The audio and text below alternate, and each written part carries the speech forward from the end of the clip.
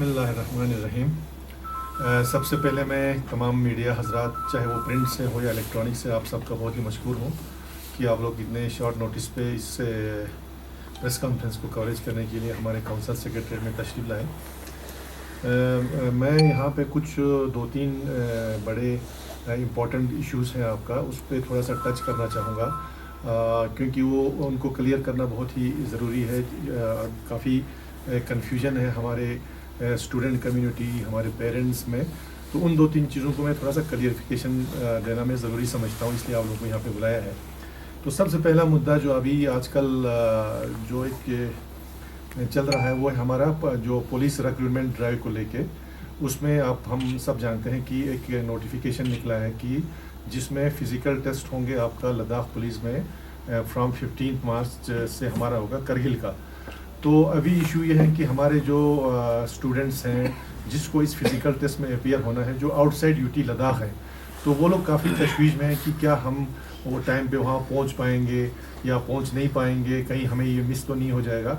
और साथ साथ जो है इनके पेरेंट्स जो करगिल में हैं वो भी घबराए हुए हैं। तो पिछले 3 दिन से एक तो मुझे बार बार फ़ोन आ रहे हैं हमारे स्टूडेंट्स का, हमारे यूनियन प्रेसिडेंट्स का, दूसरा पेरेंट्स भी बहुत सारे यहाँ पे डेलीगेशन के सूरत में आते हैं। जाहिर सी बात है कि हम जानते हैं यूटी बनने के बाद, यानी तीसरा साल हुआ है आज, ये जो पुलिस में जो हमारा रिक्रूटमेंट हो रहा है वो after formation of UT first recruitment होगा हमारा।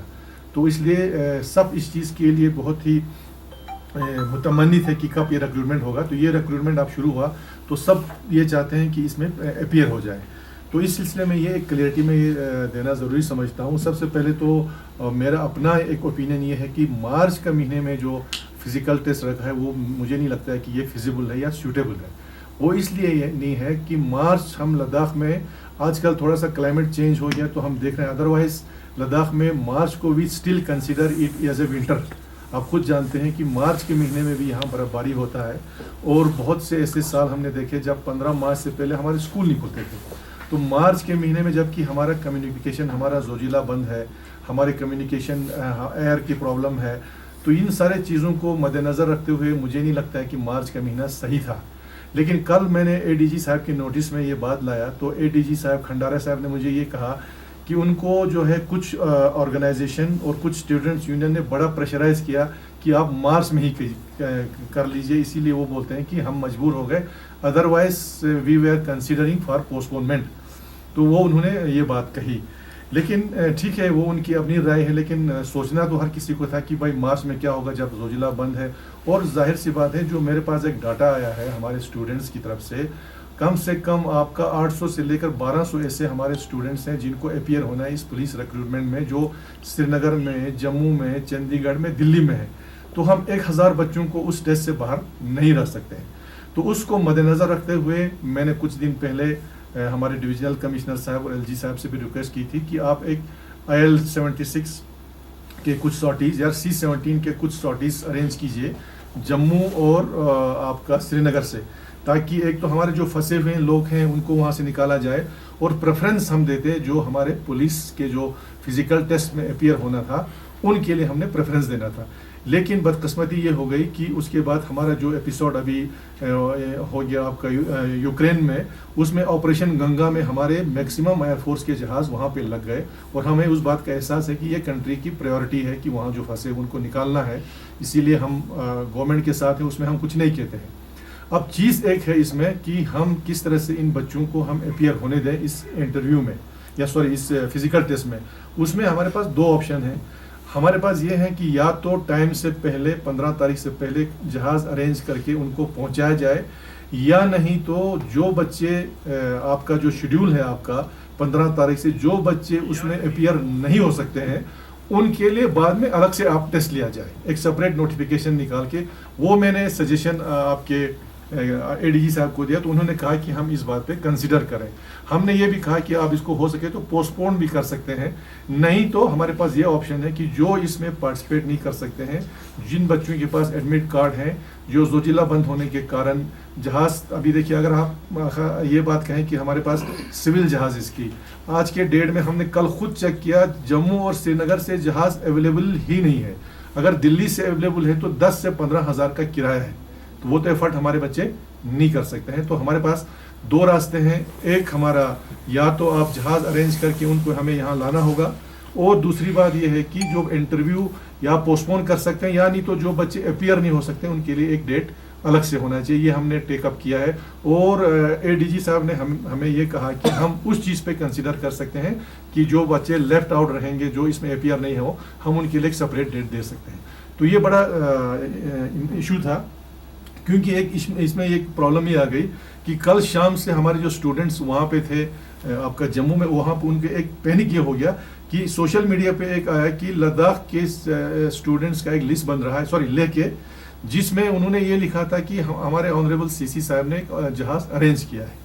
हालांकि मैंने पूरा कंफर्म ये किया कि अरेंज नहीं किया। उन्होंने भी यही कहा बच्चों को कि आप जो बच्चे पुलिस में इंटरव्यू में अपीयर होना चाहते हैं उनका एक लिस्ट बनाइए के जहाज़ अरेंज उनका भी यही है कि एयरफोर्स के ज़रिए लाने की उनकी भी वही कोशिश है जो हम कर रहे हैं। तो ये बातें हमने ऑनरेबल एलजी साहब, हमारे जो एडवाइज़र साहब हैं, जो होम को इंचार्ज हैं, डिविजनल कमिश्नर साहब, एडीजी सब के नोटिस में लाया, और मुझे उम्मीद है कि इसमें कोई ना कोई कंसिडरेशन होगा, या तो जहाज़ दे के उनको लाया जाएगा, क्योंकि 15 तारीख तक जो है जोजिला खुलना मुझे लगता है मुमकिन नहीं है। हाँ, ये दुरुस्त है कि रोड आज की डेट में लिंक है, लेकिन उसका मेंटेनेंस का काम चल रहा है। सेकेंडली जो है अभी प्रिडिक्शन है कि आपका 7, 8, 9 पे जो है इसमें हमारा फोरकास्ट ये है कि moderate to heavy snowfall on Zojila axis, तो हो सकता है 15 तक ये रोड ना खुले। इसलिए हमने ये कहा है कि जो या तो आप इंटरव्यू को पोस्टपोन कर सकते हैं, या नहीं तो जो बच्चे बाहर हैं उनको जो है बाद में डेट दिया जाए। और मैं आपके माध्यम से जो बच्चे हमारे बाहर बैठे हैं जम्मू, श्रीनगर, दिल्ली में, उन तक ये मैसेज देना चाहता हूँ कि आप लोग घबराइए मत, आपको पैनिक होने की ज़रूरत नहीं है, और उनके पेरेंट्स को भी इंशाल्लाह आप लोगों का जो है टेस्ट में आप लोगों को छोड़ा नहीं जाएगा, किसी को डिप्राइव नहीं किया जाएगा। हो सके तो शेड्यूल के साथ जो हम अपीयर होगा, या नहीं तो आप लोगों का अलग से इंटरव्यू या अलग से टेस्ट जो है वो लिया जाएगा। एक तो ये बड़ा इंपॉर्टेंट इशू था हमारा, आपका जो हमारे इसके साथ रिलेटेड था। दूसरा चीज़ एक ये था हमारा आपका जो स्टाफ सिलेक्शन कमीशन ने जो पोस्ट एडवर्टाइज किए, या 797 पोस्ट जो एडवर्टाइज किया है, उसमें एक दो टेक्निकल इश्यूज हैं या क्या है, जो हमारे स्टूडेंट्स ने हमें रिप्रेजेंटेशन दिया है आपका। तो उसमें ये उन्होंने कहा है कि ख़ासकर जो हमारे सोशल साइंस स्ट्रीम प्लस हमारे ह्यूमैनिटीज़ का जो स्ट्रीम जो बच्चे हैं, वो ये कहते हैं कि एलिजिबिलिटी क्राइटेरिया इतना रखा है कि वो लोग हार्डली 797 में से 10-15 पोस्ट के बगैर हम किसी चीज़ पे अप्लाई नहीं कर सकते हैं, जिससे हमारा जो क्वालिफिकेशन है वो कहीं काम पे नहीं आएगा। और वो ये भी कहते हैं कि जो अदर बोर्ड्स हैं, जैसे आपका हमारे पास SSRB हैं या अदर स्टेट्स के बोर्ड्स हैं, वो कहते हैं कि वो इसमें ये जो क्राइटेरिया रखा है वो उनमें नहीं है।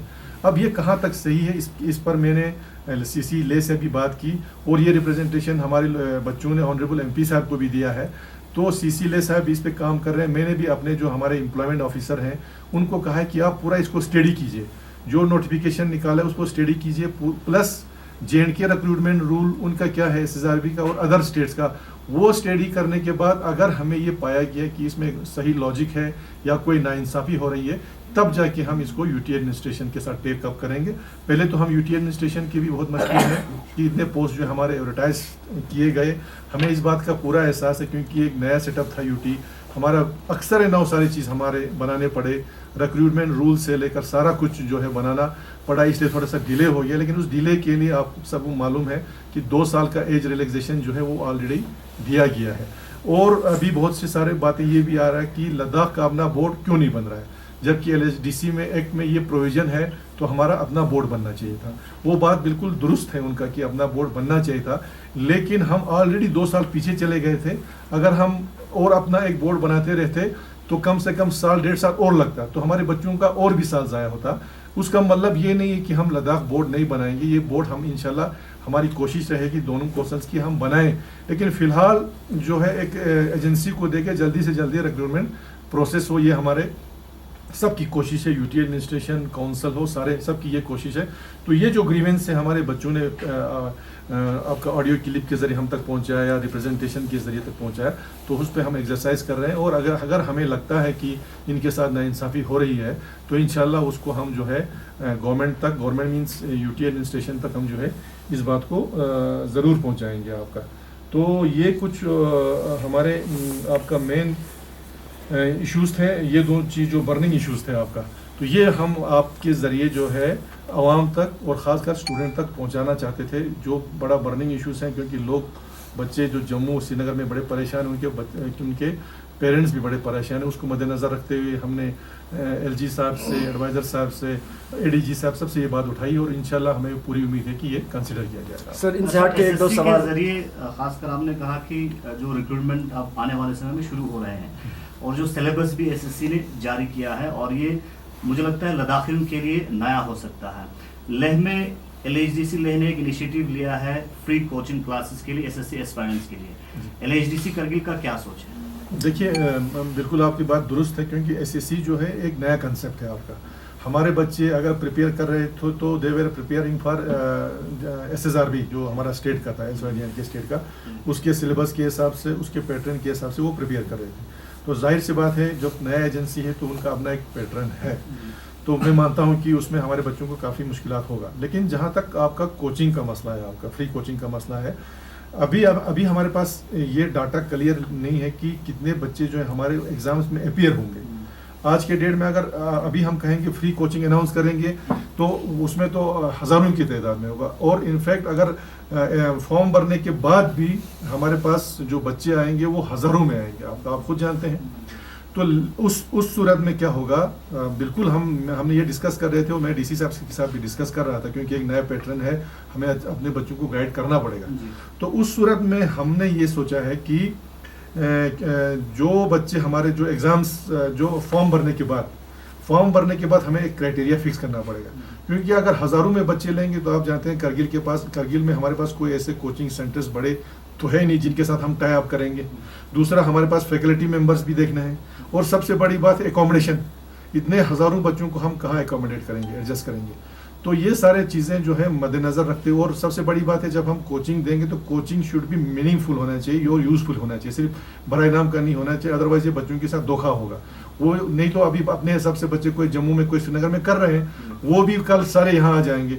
तो इसलिए हमारी ये कोशिश रहेगी कि जो बच्चे जो फॉर्म भरने के बाद हम कोई क्राइटेरिया फिक्स करेंगे, जो BPL होंगे, BPL हो, या जो बच्चे करगिल में हैं, उनके लिए हम ज़रूर ये प्लान करेंगे कि उनके लिए कम से कम 1.5-2 महीने का एक ओरिएंटेशन, बेसिक ओरिएंटेशन ज़रूर दे दें, जिससे उनको जो आपका SSC का जो सिलेबस है उसके साथ उनके साथ जोड़ने के लिए, उसमें क्या चीज़ें होता है वो करने के लिए हम बेसिक ओरिएंटेशन एक रखने का ज़रूर हम सोच रहे हैं। लेकिन हम उसमें एक क्राइटेरिया फिक्स करेंगे, नॉट फॉर ऑल।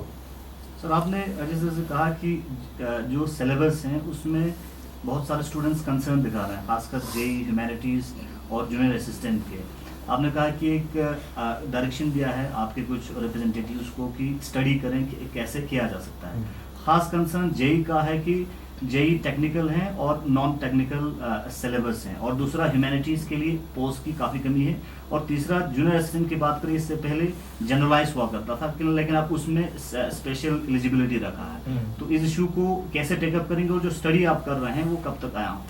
नहीं, स्टडी जो हम कर रहे हैं, ये सारे इश्यूज पे हम स्टडी कर रहे हैं, क्योंकि ये सारे इन फॉर्म ऑफ रिप्रेजेंटेशन कहें या कुछ, ये सारे हमारे पास आया हुआ है। तो हमने अपने जो हमारा एम्प्लॉयमेंट ऑफिसर हैं उनको हमने हेड करके एक दे दिया है उनको स्टडी करने के लिए, कि जो अभी आपका रिक्रूटमेंट हमारा JNK का था, लद्दाख का था, वो मिला के प्लस जो SSC का जो अभी हमारा एलिजिबिलिटी क्राइटेरिया है वो, और अदर बोर्ड्स मीन हमारा SSB है, या आपका दिल्ली के बोर्ड्स हैं, बाकी बोर्ड्स या UT बोर्ड सारा देख के वो एसेस करके हमें एक रिपोर्ट देगा। और यही एक्सरसाइज, सिमिलर एक्सरसाइज हमारे लेह के CC साहब भी कर रहे हैं। तो उसमें अगर कहीं हद से ज़्यादा कहीं इनजस्टिस हो रहा है हमारे बच्चों के साथ, तो हम इंशाल्लाह ज़रूर जो है इसको टेकअप करेंगे। सर, इससे हट के एक दो सवाल होंगे। सर, एयरपोर्ट के हवाले से अगर हम बात करें तो इस साल फिर नाकाम रहे सर LHDC काउंसिल, जबकि आप रूलिंग पार्टी के साथ कोalition में भी सरकार चला रहे हैं सर, उड़ान फर्स्ट में भी और सेकंड में भी आ नहीं रहा है सर।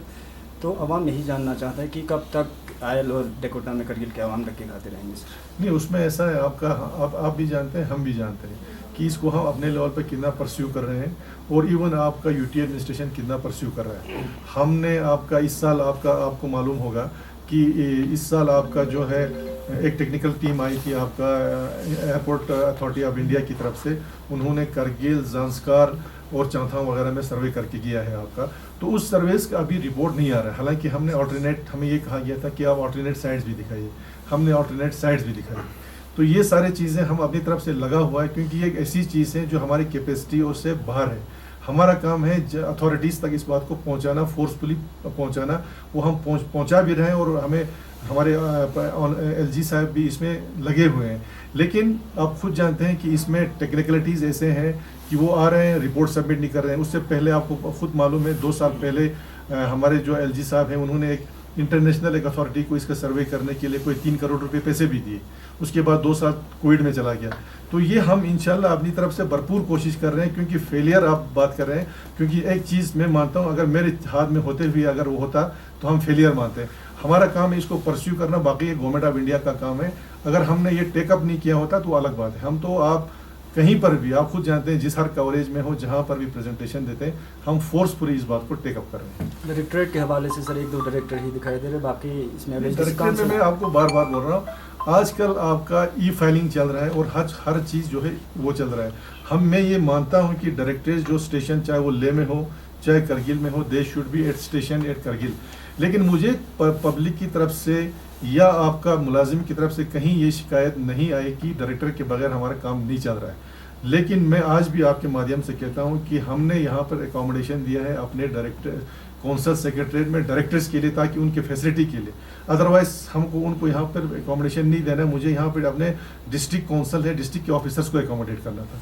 लेकिन उसके फैसिलिटीज़ के लिए हमने, आप खुद देखिए, तमाम डायरेक्टर्स को हमने यहाँ एकोमोडेशन दे के रखा है।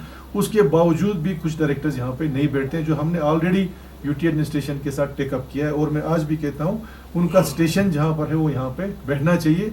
मैं ये मानता हूँ कि अभी आप हर कोई आपको बोलेगा आजकल जो है ई फाइलिंग है आपका, ई हम सब कुछ ई ऑफिस चलाते हैं, वो भी चला रहे हैं। लेकिन स्टेशन पर होना जो ज़रूरी, मैं मानता हूँ यहाँ पे होना चाहिए। और हमने इसको टेकअप किया है, फिर टेकअप करेंगे। जो यहाँ पे हमने नोटिस में लाया है, कुछ डायरेक्टर्स बेशक यहाँ पे महीने में 15 दिन 20 दिन गुजारते हैं, कुछ डायरेक्टर्स बिल्कुल नहीं बैठते हैं, वो हम टेकअप करेंगे। पेंडिंग रिजल्ट्स का स्टेटस मांग रहे सरकार, लाइव है कई चैनल्स पे, तो DSSRB पेंडिंग जो रिजल्ट्स, हाँ रिजल्ट मींस पेंडिंग जो DSSRB exams Arabic union assistant उसमें ये है जो ऑलरेडी एडवर्टाइज्ड पोस्ट है हमारे अब बिफोर फॉर्मेशन ऑफ यूटी है ना आपका, जो ऑलरेडी एडवर्टाइज है, उनका बहुत जल्दी हम भी यही वेट कर रहे हैं। क्योंकि जोजिला खुल जाए, उसके बाद जो लोगों का आने जाने में बच्चों का कोई प्रॉब्लम ना हो, उस जो ही वो खुल जाए, तमाम चीज़ें ऑलमोस्ट कंप्लीट है। 3 दिन पहले मेरे DC साहब से बात हुई थी, वो सारी चीज़ें कंप्लीट है। जो ही रोड्स हमारा खुल जाएंगे, डेट नोटिफाई हो जाएगा। सर रिसेंटली विंटर ट्यूशन जो करगिल में शुरू किया था और उसमें टीचर्स को हायर किया था, हमें सुनने को मिला कि 60 डेज का पे करना था और अभी सिर्फ 45 डेज के लिए पे कर रहे हैं। इस हवाले से क्या नहीं, उसमें ऐसा है साहब, देखिए वो कन्फ्यूजन था। मैं जिस तरह से विंटर कोचिंग क्लास, हालांकि एक न्यू इनिशिएटिव था आपका, जो कि कहीं पर भी नहीं हुआ। और ये हमारा जो एक कंपोनेंट आया, हमारा सब्सिडी कंपोनेंट, जिसके लिए हम LG साहब और यूटी एडमिनिस्ट्रेशन के बहुत मशहूर हैं कि उन्होंने हमें ये मौका दिया कि हम अपने बच्चों को जो है इसके ज़रिए जो है, जो दूर दराज जो बच्चे रहते हैं उन तक भी उनको ये ट्यूशन पहुंचाया गया। और लोगों ने काफ़ी अप्रिशिएट भी किया, और जिन्होंने भी चलाया, जो बच्चे उसमें एंगेज थे, जिसमें एजुकेशन डिपार्टमेंट था, बहुत अच्छी तरह से चलाया और हमने काफ़ी अप्रिशिएट भी उनका किया हुआ है। अब उसमें ये था कि उस नोटिफिकेशन में ये था कि for a period of 2 months, 2 महीने हमने उन बच्चों को एंगेज करना था। That was from 1 January to 28 February. लेकिन आप जानते हैं कि कोविड की वजह से 12 जनवरी से हमारे क्लासेस शुरू हुए थे, ठीक है आपका, 12 जनवरी से, और 28 फरवरी को वो क्लोज कर दिए। तो उसमें क्या हुआ, इसलिए क्लोज करना पड़ा क्योंकि अब हालात ठीक हो गए, कोविड जो है, जो पॉजिटिव केस थे हमारे वो डिक्लाइन हो गए। तो पब्लिक प्रेशर हमारे ऊपर ये आ गया, DC साहब के ऊपर भी हमारे ऊपर, कि आप जल्दी से फॉर्मल स्कूलिंग शुरू कर दीजिए, स्कूल खोल दीजिए। तो हमने स्कूल खोलने का अनाउंसमेंट कर दिया। करने के बाद क्या हो गया, 28 को हमने वो विंटर ट्यूशन बंद कर दी। तो एजुकेशन डिपार्टमेंट ने क्या किया, वही डेज कैलकुलेट किया। कैलकुलेट करने के बाद वो कहाँ पहुँच गया आपका 45 डेज। वो फिर डेलीगेशन उनका मेरे पास मिला, मैंने उसी दिन ऑर्डर कर दिया, क्योंकि हमारे बजट में वो ऑलरेडी था एलोकेटेड। और वो उन बच्चों का कसूर नहीं था, क्योंकि हमारा ये माइंड में था कि हम अब 12 जनवरी से शुरू हुआ तो हम इसको 12 मार्च तक लेके चलेंगे, ताकि इनका 2 महीना कंप्लीट हो जाए। लेकिन पब्लिक प्रेशर की वजह से हमें स्कूल फर्स्ट खोलने पड़े, तो ये उन बच्चों का कसूर नहीं था। तो हमने अभी कैलकुलेट करके उनको बराबर 60 डेज का पे ऑलरेडी मैंने इंस्ट्रक्शन भी दिया, वो उनको रिलीज भी कर दिया है आपका। CCSL देना ना तो या सवाल सिगेरा जना या में फातिमे लोग नहीं, एक चीज़ मैं इसको एक इस पॉइंट को लेके अभी आपको क्लियर करना चाहता हूँ, थोड़ा सा एक और कन्फ्यूजन। उसमें ये कन्फ्यूजन ये है कि उसमें जो सैलरी लिखा गया था बच्चों का, उसमें लिखा है आपका 15,000 to 20,000 बच्चों को लिखा है, 15 से 20,000 तक। उसमें ये था कि एक सेंटर पर जितना भी खर्चा आएगा उसका 75% हम उठाएंगे, हम मीन्स काउंसिल, 25% जो है या बच्चे या कम्युनिटी ने उठाना था, जिसमें इंक्लूड था आपका हीटिंग चार्ज भी। तो उसमें ये हुआ कि उसमें जो हमारे कोऑर्डिनेटर्स थे एजुकेशन डिपार्टमेंट के या जो हेड था प्रिंसिपल, उसने जो 25% था वो उसको कंट्रीब्यूट करना था। तो कुछ जगहों में कंट्रीब्यूट किया, कुछ जगहों में वो कंट्रीब्यूट नहीं किया। तो उसकी वजह से आज के डेट में अभी हमने जो कमिटमेंट किया है बच्चों के साथ 15,000 का, वो हमने उनको रिलीज कर दिया। अब जो उसके ऊपर जो है 15 से 20 लिखा है, उसमें ये नहीं कहा गया कि हम 20 ही देंगे। उसमें हमने अभी सीओ साहब को डायरेक्शन दिया है कि आप उसमें पूरा इंक्वायरी करके देख लीजिए कितना कहीं से कलेक्शन हुआ है। वो सारा कलेक्शन करने के बाद फिर हम देखेंगे कि हीटिंग में कितना गया, उसमें से जो सेविंग होगा वो सेविंग जो है हम सारे बच्चों के अकाउंट में डाल दें, क्योंकि हर बच्चे का अकाउंट डिटेल हमारे पास आया है, वो हम उनके अकाउंट में डाल देंगे।